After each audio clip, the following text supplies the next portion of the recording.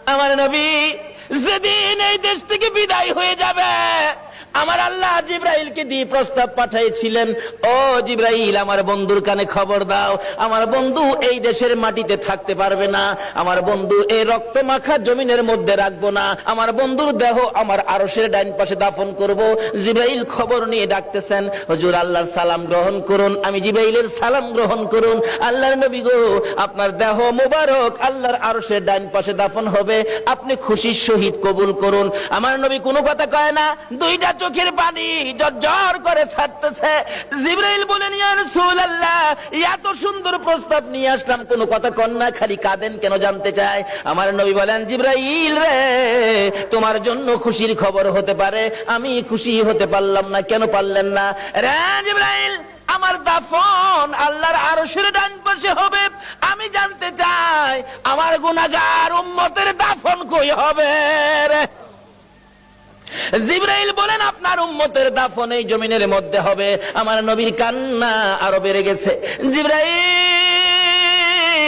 না না, সইতে পারি না, আমি আরশে থাকবো আর আমার উম্মতেরা এই জমিনে থাকবে। আমার মন মানে না, প্রস্তাব আমি রাখবো না। আমার পক্ষ থেকে একটা প্রস্তাব আমার প্রভুর দরবারে তুলে ধরো। জিবরাইল রে, আমার গুনাহগার এতিম উম্মতেরা যেই জমিনে থাকবে, আমি নবী আরশে যাব না রে, আমি আমার গুনাহগার উম্মতের পাশে সেই জমিনের মধ্যে শুয়ে থাকবো। আরে দয়ালো নবী, প্রেমের ছবি আর আসবে না জগতে, আমার দয়ালো নবী, প্রেমের ছবি আর আসবে না। হাসর দিনে উম্মত বিনে, হাসর দিনে উম্মত বিনে যাবে না নবীজি বেহেশতে। দয়ালো নবী, প্রেমের ছবি আর আসবে না জগতে, আমার দয়ালো নবী, প্রেমের ছবি আর আসবে না।